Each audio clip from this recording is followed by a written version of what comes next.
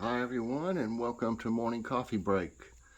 Today is Thursday, August 12th. Something beeping in there. Currently it's 75 degrees. High today's 87. Chance of rain's 30%. 82% humidity, but I'll tell you what, it feels awful out here. It's just sticky. No wind, and air quality's 59. That's moderate. But yeah, it's pretty nasty. It's just, I don't know why it feels more humid this morning. Maybe it's because I've been out here doing a few things. I went ahead and got the garbage cans and brought them down. I went down here and pulled some vines off of the tree.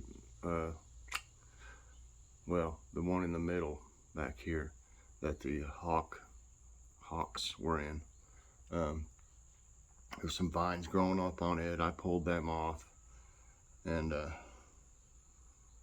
made sure that I washed my hands. I had plastic gloves on because I filled the bird feeders already, and but I washed after I got in to make sure that hopefully there's no poison ivy that I grabbed a hold of. But maybe that's why I feel warm. I've already been doing things out here. But anyway, let's go out here. I'm not going to spend too much time out here. I'm going to come back in and do today's tidbits because it is, like I said, it feels so sticky now. Thought it was supposed to have a higher chance of rain today, but it's actually starting tomorrow, I believe. Has a higher chance for several days, like 80%. I don't know if it's tomorrow that's 80%, but there's several days it's 80%. Everybody's looking good right here. I love the spider plant. What happened to these? Grow out that way. That one's stuck in there. Man.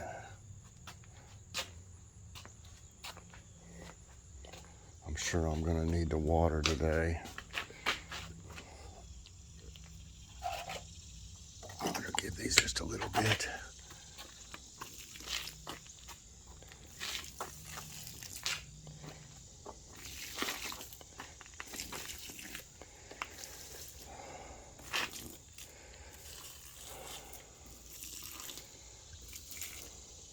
I don't think that thing's gonna live.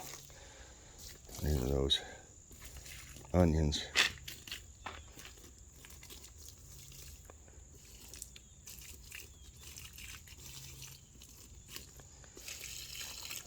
That okra looks okay.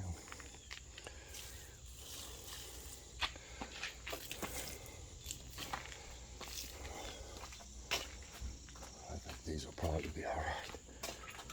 I'll probably have to water again today if it doesn't rain. I don't think it's gonna. These will finish off this.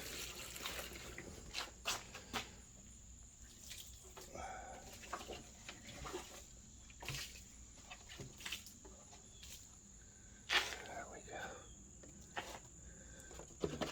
Set this over here. I'll have to fill it up.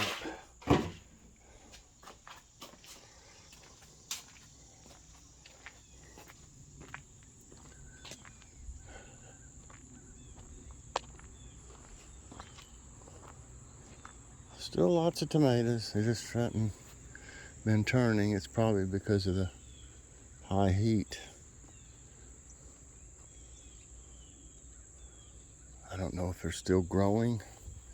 There's an awful big one back in there.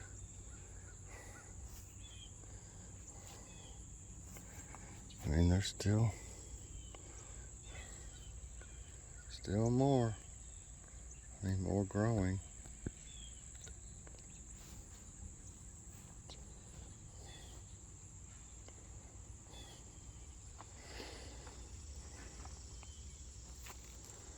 That zucchini looks pretty healthy.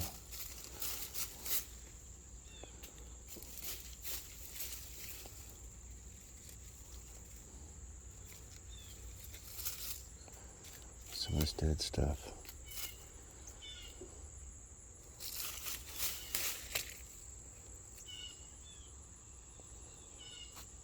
more tomatoes back in there.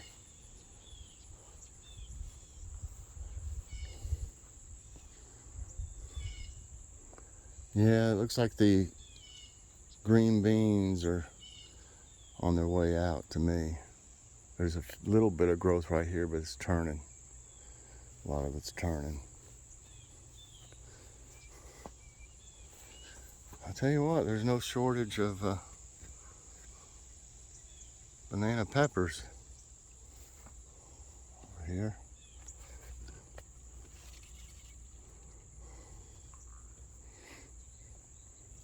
Huh. That branch bent over. No wonder. It's got a big tomato on it. It's still growing. It's grown all the way out through here. Trying to get it to go this way. Like that. Because it's covering up this. It's covering up these banana peppers.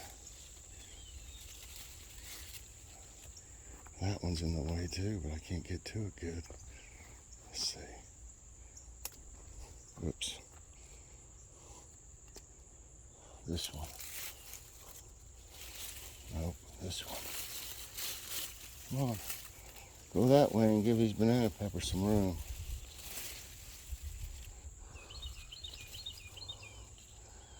That's better.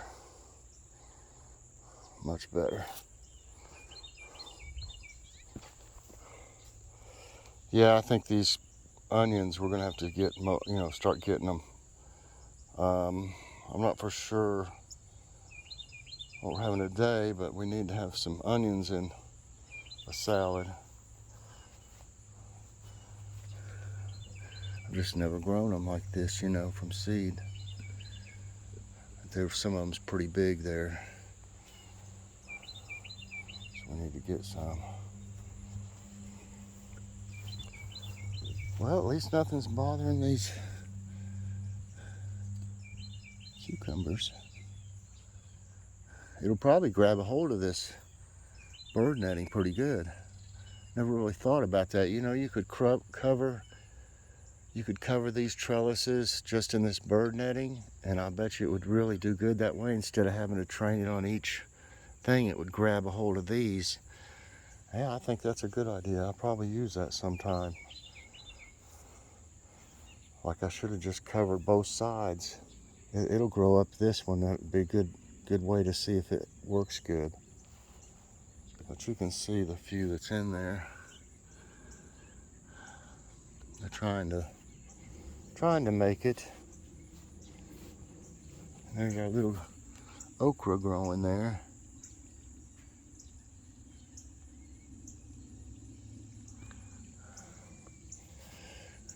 I looked the other day at one of these bigger looking carrot tops. I looked at the carrot, and it was about the size of my pinky.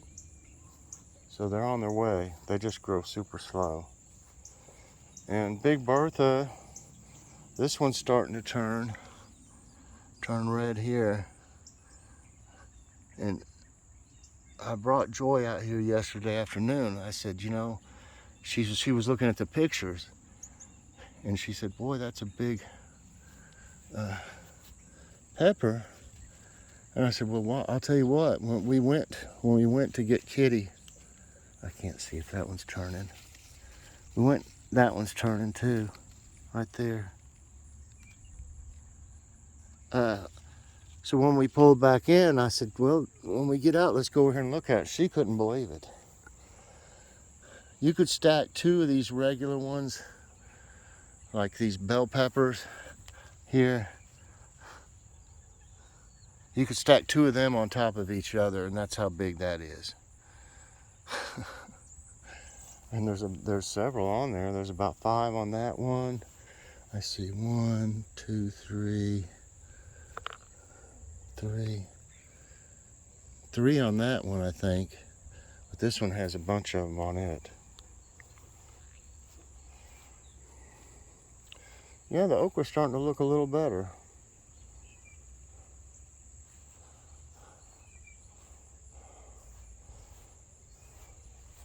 I can't complain about the, there's a black beauty or something.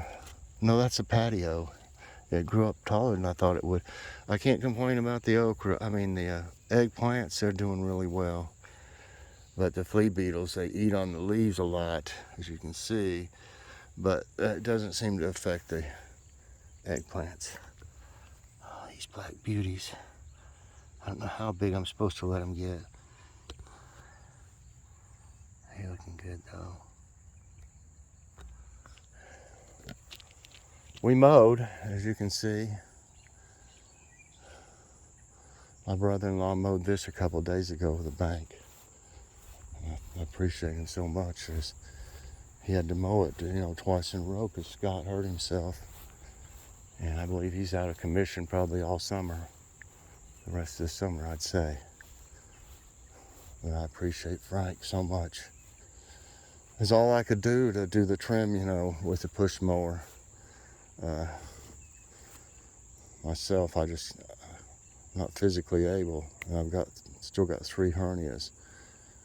And one that's been repaired, but it still bothers me some. Look at that. This one's pretty here. It's got a little bee on it.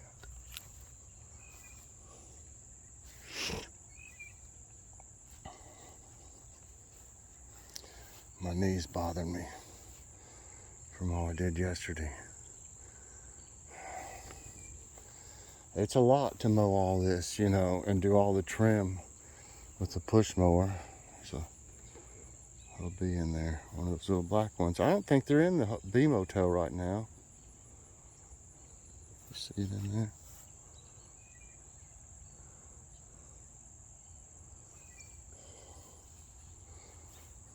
These are going to be fantastic, y'all. Wait and see. They'll have these all over them. This one has a few. That's what the buds look like. Come out.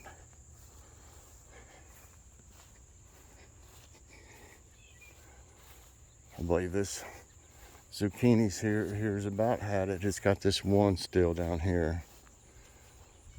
But I believe it's probably on its way out because it's going to lose all its leaves before you know it. But if you look down in here, it's still trying to grow some. There's a female right there, and there's 1, 2, 3, 4, 5, 6 little, I guess you'd call them buds. So it's trying to grow still over here some. Sooner or later, if there's no more zucchini on it, I'll pull it up. I'll have to. I'll need the room. Nothing seems to bother these that much. I mean, as far as the critters in this bed, I hadn't had to do anything special here. It's been the green beans and the cucumbers. It's been the worst problem. I pollinated one here this morning, that one right there. Let's see, there's a bee or something in there.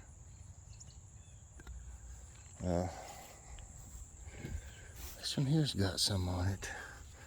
Is that an Ichiban too? I think this is an Ichiban. Kind of looks like the Black Beauty though. It might be a Black Beauty because the Ichiban will get long. You see how something eats on the outside of them. I don't know if that's the flea beetles too. This kind of looks like a, let's see if I have a thing on it here. I don't. That one looks like a Black Beauty, the way this is. But it could, if it gets longer, then it's an Ichiban. If it gets round, it's a Black Beauty. So you can see the white ones, Ghostbusters. They're really good. And I've got a bunch on these. Well, I'm dripping sweat on my phone. I'm telling you, it's super, the humidity's always kind of like this in the morning, but it's just feels worse today for some reason. I've already been out and tended to all this. Had to water them yesterday. I don't know if that's any new little flowers down there.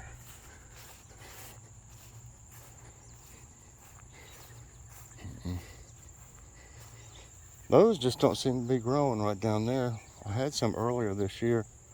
They're real pretty. See a chipmunk hole right there.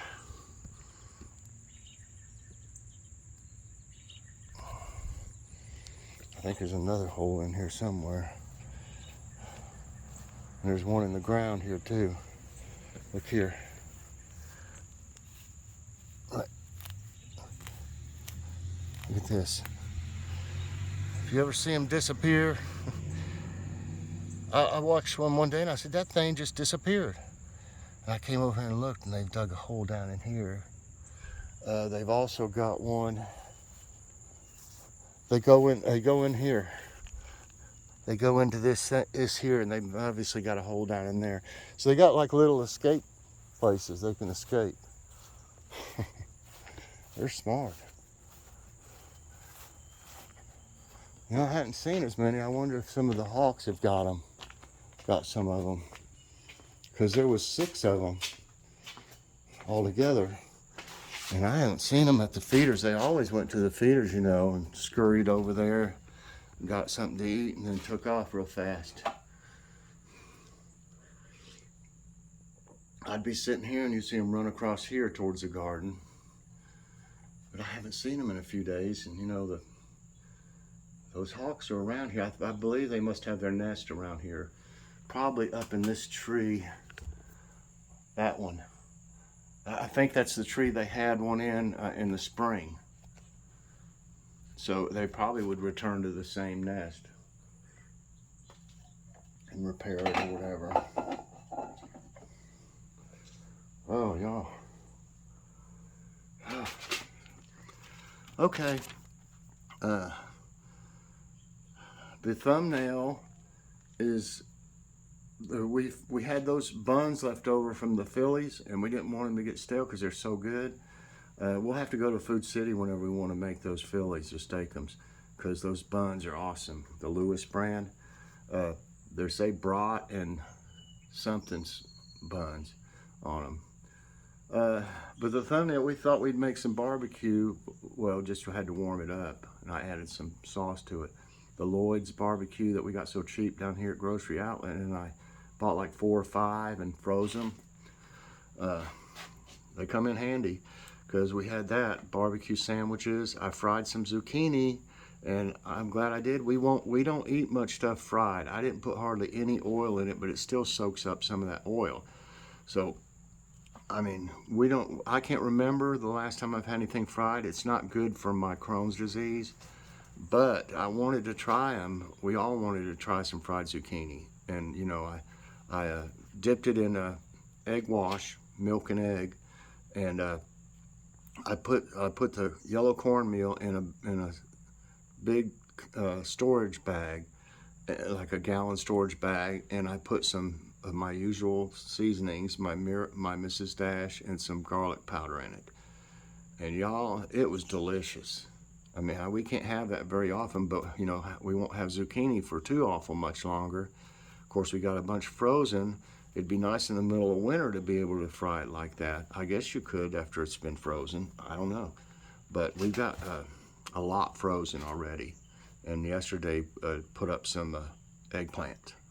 And like I said, in the middle of winter, we put it in the crock pot with stuff, with potatoes and carrots and stuff. And it's just really good. And you're like, wow, yeah, I like this in the winter time, having some more vegetables from the garden. We also had Amish potato salad from Walmart, and that was a little tomato from the garden. I don't have many right now. I got some white queens that are ready to eat in there. Might have one for breakfast. What's for dinner? We didn't set anything out. We forget to set something out to thaw a lot. Uh-oh, hiccups. But we haven't had stir fry in about a week or more, so I think we'll have some stir fry. And we got some egg rolls that we got down here for $1.79 at Grocery Outlet. We need to go down there soon. We haven't been there in a couple weeks, and they'll have all new stuff down there. Every time if you wait, you're like, wow, where'd all this come from? But anyway, so that's probably what it'll be tonight, stir-frying egg rolls. I'm going to try to do a Kitty's Corner today. I haven't got it ready yet, but I don't really have any other plans, so I'll probably do that. Today's question, I may have asked something similar to this in the past, but I got a lot of new, we got a lot of new friends here that probably haven't seen the question, or answered this question. It is, do you eat out more when it's too hot to cook? Or what do you do? If you don't eat out, what do you do when it's too hot? Also, but I mean, that's the question. Do you eat out more when it's too hot to cook? We can't afford really to eat out that much. We usually do it the first of the month. Like we'll get breakfast the day that we one of the days we go to the bank. We'll get breakfast that day, and then we usually eat out. Remember, we had the barbecue sandwiches that were so good from that food truck. Then we usually get something decent like that, and then that's about it. Unless I get just like a cheeseburger from McDonald's, just the cheap one, the little one. We might grab something like that, but I don't consider that really eating out. If you just grab something small like that, or a hot dog or something. For lunch, I mean, if we got something for dinner, I would consider that eating out. But I don't know. We don't eat out that much. Let's put it that way. Okay, let me get this. Oh no, I haven't got this thing ready. But it did get hot in the kitchen last night, I must say, because I had the stove going. I had the, let's see, what was it? I had the barbecue heating up, and I had the zucchini, cooking that. So it got pretty warm in the kitchen last night. Let's get this thing going. Okay. Let me drink a coffee.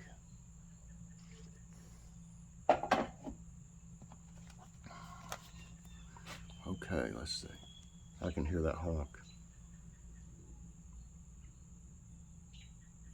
Okay, there we go. All right. The massive earthquake that struck Japan in 1995. On January 17, 1995, a major earthquake of 6.9 magnitude struck near Kobe, Japan. It killed 6,433 people and caused more than $100 billion in damage. It is considered Japan's second deadliest earthquake in the 20th century after the Great Kanto earthquake in 1923, which claimed more than 105,000 lives. Wow, that's awful. Good number of ruffed grouse suspected in Minnesota this fall. I can't see it too good. They're so cute. Minnesota's ruffed grouse spring population was down in 2021 compared to 2020. They're surveyed each spring by counting the number of males heard in the state's forest regions. But hunters could still have good numbers of birds this fall thanks to warm, dry nesting weather. Ruffed grouse hunting season begins on September 18th. Hilo, the rainiest city in the U.S. Situated on the rainy side of Hawaii's Big Island, Hilo is the U.S.'s wettest city with an average rainfall of 130 inches annually. Or Hilo, maybe. Probably Hilo. Rain is an integral part of Hilo, and it is the most beautiful town in Hawaii. It is a significant natural greenhouse with blooming flowers, waterfalls, and tropical foliage everywhere due to its abundance of rain. Need to have a garden there. Unique sea stack formations in Oregon coast. The iconic face rock is an unusually large rock on the Oregon coast at Bandon that resembles a face. Other vertical sea stack formations are also present. These were chunks of rock formed under the ocean which eventually surfaced above. Such sea stacks are formed when wind and water causes constant erosion of the exposed rocks. Doesn't look like much of a face to me. Unless it's a different angle, I don't see it. Hawaii's unique two-tiered Jurassic Park waterfalls. Hanakalahu Falls is the tallest waterfall in Maui, Hawaii, dropping in 2 tiers at 341 meters. This monstrous cascade, accessible only by helicopter, was featured in the movie Jurassic Park and is truly a sight to behold. The water spills inward into a small pool and then plunges deeper to another pool at the bottom. Thunderstorms leave 100,000 without power in Chicago. Severe thunderstorms hammered Chicago on Tuesday for a second night in a row. The robust winds and heavy rains caused damage throughout the region and left hundreds of thousands without power. Flooding was also reported on Western Avenue, which shut roadways and trapped multiple vehicles on the streets. Technical issue blamed for Sea Corps powerboat capsize. A U.S. Coast Guard commander claimed that a technical issue prevented them from relaying severe thunderstorm warnings on April 13. This caused the Sea Corps powerboat to capsize in the Gulf of Mexico, leaving 13 dead amid hurricane-force winds. The commander reported this to the hearing of the U.S. Coast Guard into the boat capsizing case. Well, that's awful. Uses of satellites during storm-driven landslides. Satellite-based tools provide regional perspectives on landslide dangers. Using satellite data to characterize extreme rainfall allows scientists to find where landslides might occur in near real time. Locating landslides earlier will help authorities direct resources to where they are most needed to save people and critical infrastructure. Rare flooding hits Piazza San Marco, Venice. On August 8, the iconic Piazza San Marco of Venice was underwater due to a rare flooding that hit the city. The officials claimed that high water flooding in August had happened only 5 times previously. The video, shot by Takis Chronolopoulos, shows people paddling through the flooded square. Paddling? Didn't look like they were paddling, they were walking. St. Lucia's flood, the 6th largest flood in history. St. Lucia's flood was a storm tide that affected the Netherlands and northern Germany on December 14, 1287, the day after St. Lucia Day. Being the 6th largest flood in recorded history, it killed around 50 to 80,000 people. It happened when the storm surge over the North Sea collapsed natural land barriers. And that's it for today's Tidbits, everyone, and that's going to be it for Morning Coffee Break. I hope you enjoyed it. If you did, I hope you'll press that like button, subscribe if you haven't already, and hit that notification bell so that you get all my videos as soon as they come out. All right, everybody, thanks so much for watching, and I'll see you later on. God bless.